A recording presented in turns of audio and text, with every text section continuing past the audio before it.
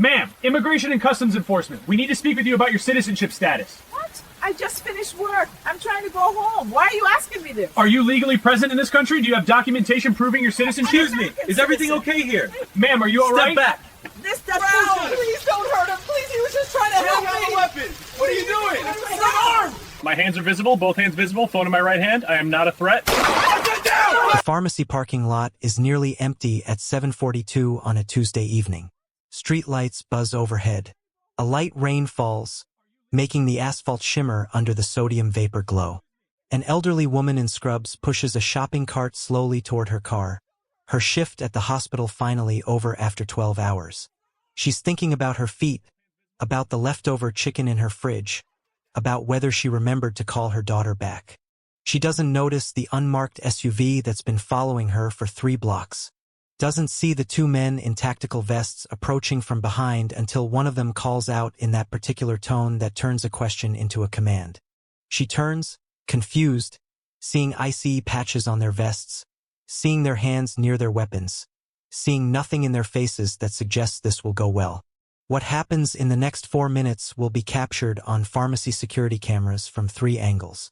Will be witnessed by 17 people. Will result in a bullet fired, a man bleeding on wet pavement, and a jury verdict that makes national news. If you believe community protection means something, if you think standing between authority and injustice matters, hit subscribe. Because what Michael Richardson did in that pharmacy parking lot, and what ICE agent Derek Hartman did in response, will show you exactly why some verdicts need to be massive enough that people pay.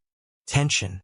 The nurse's name was Dorothy Williams, 63 years old, registered nurse at County General for 38 years. She'd worked the evening shift, 11 a.m. to 7 p.m., and stopped at the Walgreens on Martin Luther King Boulevard in Oakland to pick up her blood pressure medication before heading home. She was Jamaican-American, born in Kingston, came to the U.S. at 17 with her parents, naturalized at 22.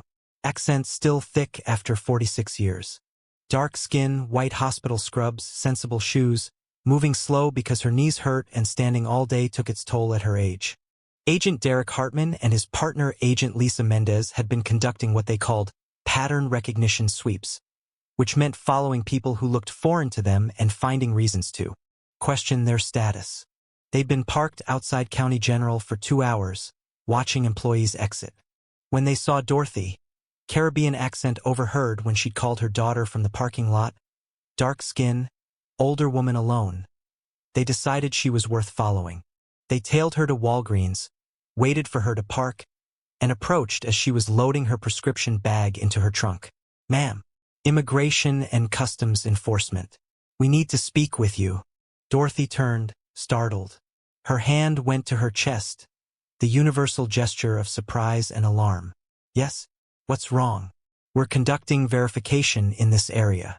We need to see identification proving your citizenship status." Dorothy's confusion was immediate and visible. The security camera captured her face perfectly, an elderly woman trying to understand why federal agents were questioning her in a pharmacy parking lot at night. "I just finished work. I'm trying to go home. Why are you asking me this?" "Your citizenship status, ma'am. Are you legally present in this country?" The question landed exactly as it was meant to, as an accusation dressed as an inquiry. Dorothy felt her face flush. "I'm an American citizen. I was naturalized in 1979. I've lived here for 46 years. I'm a nurse. I just finished my shift." "That doesn't answer the question," Hartman said, his hand moving to rest on his weapon. "Do you have documentation on you right now proving citizenship?" "My passport is at home. My driver's license is in my purse in my car." "You want to see it?" "We need more than a driver's license. Birth certificate, naturalization papers, passport." A black Ford pickup truck pulled into the parking lot, circling toward the pharmacy entrance. Behind the wheel was Michael Richardson, 34 years old, member of the new Black Panther Party Oakland chapter for 6 years. He'd been on community patrol, the kind of neighborhood watch the Panthers had been doing since the 60s, when he'd gotten a text from another member about possible ICE activity near County General. He'd driven over to check. What he saw through his windshield made him brake immediately. Two federal agents in tactical vests surrounding an elderly black woman in scrubs at her car. The woman's body language showing distress. The agents positioning aggressive, controlling. Michael parked 30 feet away, activated his phone's camera, and approached on foot. His movements were deliberate, non-threatening, hands visible, no sudden gestures, but his voice carried. "Excuse me, is everything okay here? Ma'am, are you all right?" Hartman turned sharply. "Sir, step back. This doesn't concern you." "That sister looks distressed," Michael said, his camera recording. "I'm asking her directly. Ma'am, do you need assistance?" Dorothy looked at Michael with relief so obvious it was painful to watch. The security cameras captured it all. An elderly woman being questioned by armed agents, a community member intervening, the agent's immediate hostility toward the interruption. "These men are asking about my citizenship," Dorothy said, her accent thick with stress. "I told them I'm American. I'm a nurse. I just want to go home." Michael moved closer, positioning himself at an angle where he could see both Dorothy and the agents. His phone stayed up, recording. "Officers, what's your reasonable suspicion for stopping this woman? She's leaving a pharmacy. She's in medical scrubs. She told you she's a citizen. What's your legal basis?" "We don't answer to you," Mendez said. "You're interfering with a federal investigation." "I'm witnessing a potential civil rights violation," Michael corrected. "There's a difference." "Ma'am," Michael addressed Dorothy directly, "you don't have to answer any more questions without a lawyer present. You have Fourth Amendment rights." That's when things escalated. Hartman moved toward Michael, his posture aggressive. "I'm telling you one last time. Step back or you'll be arrested for obstruction." "For what?" Michael didn't move. "For exercising my First Amendment right to observe law enforcement? For asking questions on a public parking lot?" "Ma'am," he said to Dorothy, ignoring Hartman, "are these agents detaining you? Are you free to leave?" Before Dorothy could answer, Hartman reached for Michael's phone. "Don't touch my property," Michael said, pulling the phone back. "That's assault. I'm documenting a public interaction. You don't have the right to seize my phone." A Walgreens employee, a young Latino man named Carlos Martinez, had come outside for his break and was watching the encounter unfold. He pulled out his phone and started recording from the pharmacy entrance, creating a second angle. Another customer, an elderly white woman named Martha Hayes, paused near her car, also recording. 3 cameras now, 3 witnesses beyond Dorothy and the agents. Hartman's hand moved to his handcuffs. "Turn around. Hands behind your back. You're under arrest." "For what charge?" Michael demanded. "Name the specific statute I'm violating." "Obstruction of justice. That requires physical or threatening interference." "I'm standing here recording. That's protected speech." Dorothy stepped forward, her nurse's instinct to de-escalate overwhelming her own fear. "Please, he's just trying to help. I'll show you my ID. Just please don't arrest him." "Stay where you are, ma'am," Mendez ordered Dorothy. "You're both being detained now." Michael made his decision in that moment. He wasn't going to let them handcuff him. Wasn't going to let them take an elderly nurse into custody. Wasn't going to let federal agents operate without accountability. He kept his hands visible, kept his phone recording, and planted his feet. "I'm not resisting. I'm not fleeing. But I'm not complying with an unlawful order. You have no legal basis to detain me or this woman. If you try to handcuff me without cause, you're committing assault under color of law." The standoff lasted maybe 10 seconds. 3 witnesses recording. Dorothy standing by her car. Michael refusing to submit. Hartman and Mendez facing a situation that wasn't following their script. Then Hartman made the decision that would cost his career, his freedom, and the federal government $23 million. He drew his service weapon. The Glock 22 came out of its holster smoothly, practiced, the movement of someone who'd done it 1,000 times in training. But this wasn't training. This was a pharmacy parking lot. Michael Richardson was unarmed, hands visible, phone still recording. And Derek Hartman pointed a loaded weapon at a man whose only crime was asking questions. "Don't move." Hartman's voice was loud enough to carry across the parking lot. Get on the ground now. Michael's phone captured everything from his perspective. The barrel of the Glock, Hartman's face behind it, Mendez moving to the side with her hand on her weapon. I'm not moving, Michael said, his voice steady despite the adrenaline flooding his system. I'm not armed. I'm not threatening you. You're pointing a gun at an unarmed citizen for recording in public. Every second of this is being documented. Get on the ground. On the ground now. Carlos from Walgreens was shouting from the pharmacy entrance. Hey, he doesn't have a weapon. What are you doing? Martha Hayes was on her phone with 911. There's a federal agent pointing a gun at an unarmed black man in the Walgreens parking lot on MLK. Dorothy was crying now, hands out in a pleading gesture. Please don't hurt him. Please. He was just trying to help me. Michael kept his hands visible, phone still recording in his right hand. I'm going to slowly kneel down, he said, narrating for the cameras. I'm not reaching for anything. I'm unarmed.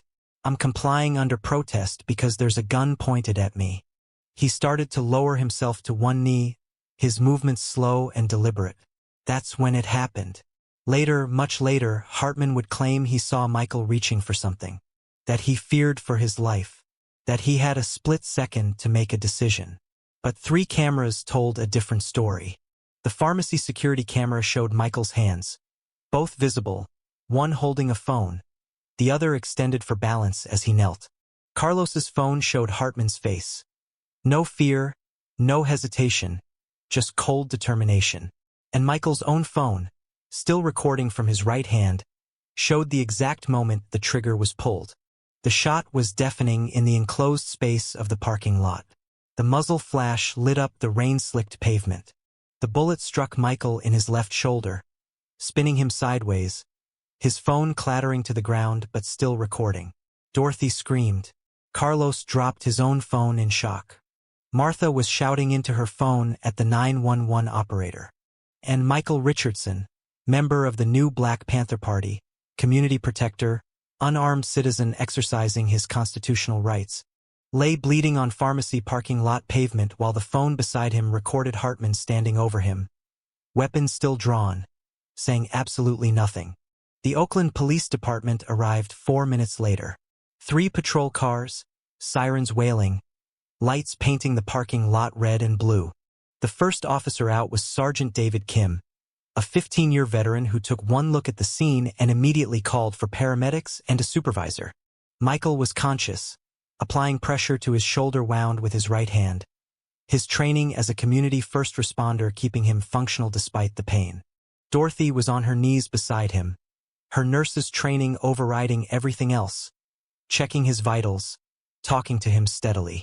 Sergeant Kim approached Hartman, weapon holstered, hands up. The shooting was over. What happened here? Federal Immigration Enforcement, Hartman said, his voice remarkably steady. Subject was interfering with a detention. Refused lawful orders. Reached for something.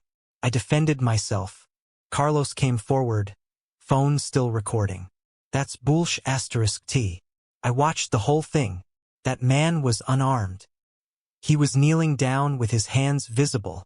Martha Hayes approached from her car. I recorded everything. That agent shot an unarmed man who was complying. Dorothy, still working on Michael's shoulder, looked up at Kim. They were questioning me about my citizenship. I'm a nurse. I'm American. This man tried to help me. They tried to arrest him for asking questions. Then that agent shot him. The paramedics arrived. Michael was loaded onto a stretcher, Dorothy holding his hand, refusing to let go until they put him in the ambulance. Sergeant Kim collected phones from all 3 civilian witnesses, secured the scene, and called for the department's shooting investigation team. Hartman and Mendez were separated, told to remain on scene. The pharmacy security footage was preserved, and Michael Richardson was rushed to County General, the same hospital where Dorothy worked, where nurses who'd worked beside her for decades now worked to save the man who'd tried to protect her. The bullet had missed his subclavian artery by 2 centimeters. 2 centimeters between a shoulder wound and bleeding out in a parking lot. The surgery took 3 hours. Michael survived. But his shoulder would never be the same. Nerve damage, limited range of motion, chronic pain that would plague him for the rest of his life. The investigation was swift and damning. 3 civilian videos. Pharmacy security footage. Audio from the 911 call. Witness statements from Dorothy, Carlos, and Martha. All of it pointed to the same conclusion. Michael Richardson had been unarmed, non-threatening, and complying when he was shot. The Alameda County District Attorney filed criminal charges against Hartman within 2 weeks. Assault with a deadly weapon. Assault under color of authority. Deprivation of civil rights under color of law. The federal civil lawsuit came simultaneously. Michael Richardson and Dorothy Williams as plaintiffs versus Derek Hartman, Lisa Mendez, and the United States Department of Homeland Security. The criminal trial came first. Hartman's defense argued he'd acted in good faith, that split-second decisions in the field were impossible to judge in hindsight, that Michael's refusal to comply had created the dangerous situation. But the prosecution demolished that argument with video evidence. They played all 3 angles simultaneously on screens in the courtroom. Pharmacy camera, Carlos's phone, Michael's phone. Showing from every perspective that Michael had been unarmed, hands visible, kneeling in compliance when the shot was fired. Michael testified about why he'd intervened. I saw an elderly woman being questioned by armed agents. She looked scared. That's what community protection means. Standing with vulnerable people when authority oversteps. Dorothy testified about her fear, about Michael's intervention, about watching him get shot for trying to help her. He saved me from whatever they were going to do, and they shot him for it. Carlos and Martha testified as witnesses. The jury deliberated 6 hours. Guilty on all counts. Hartman was sentenced to 8 years in federal prison. His law enforcement career was over. His pension was forfeited. And he would carry the conviction of shooting an unarmed community protector for the rest of his life. The civil trial came 11 months later. The courtroom was packed. Panthers in their berets, nurses in scrubs, community members, media from across the country. Michael's shoulder injury was permanent. Medical experts testified about the nerve damage, the chronic pain, the physical therapy that would never fully restore his range of motion. His work as a community organizer had been impacted.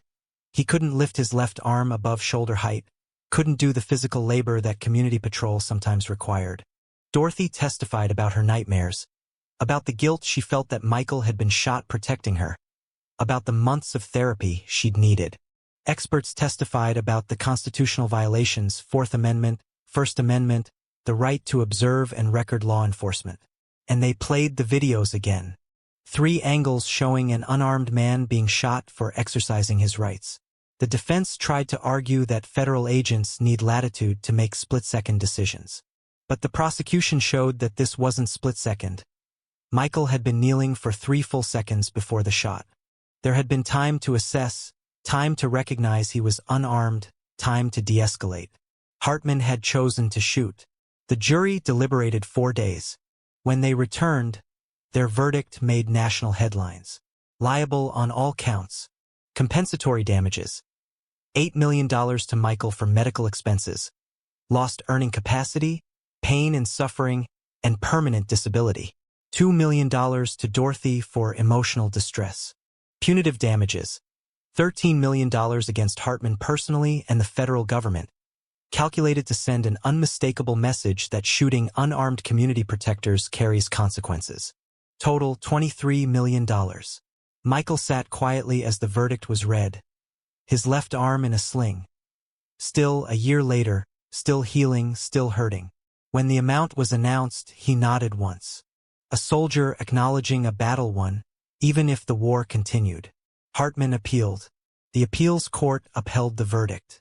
Mendez, who hadn't fired but had failed to intervene, was terminated and barred from federal law enforcement. New protocols were implemented requiring body cameras for all ICE field operations, prohibiting weapons drawn on unarmed individuals recording in public, and mandatory de-escalation training. Michael used part of his settlement to establish a legal defense fund for community organizers and protectors facing retaliation. Dorothy returned to nursing but retired 2 years early, unable to shake the trauma. They remained close, meeting monthly for coffee, her gratitude and his humility creating a bond that transcended the violence of that parking lot. Years later, asked if the verdict felt like justice, Michael's answer was measured. The money funds important work. The criminal conviction means Hartman can't do this to someone else. But justice would have been not getting shot. Justice would have been agents seeing an elderly nurse and assuming she belonged, seeing a community member asking questions and respecting his rights. What we got was accountability after violence. It's better than nothing. But it's not justice. The parking lot videos are still online, used in law enforcement training, played in civil rights seminars. 3 angles showing the same 4 minutes. An elderly nurse questioned, a community member intervening, a weapon drawn, a shot fired, and a man bleeding because he stood between authority and an elder who needed protection. Should federal agents face automatic criminal prosecution for shooting unarmed citizens recording in public? Comment below. Because what happened to Michael Richardson proves that some people's job is to protect, some people's job is to enforce, and sometimes those two jobs collide with bullets. If you believe community protection matters and that cameras save lives, subscribe. Tomorrow we cover another case where documentation and courage face down power and won.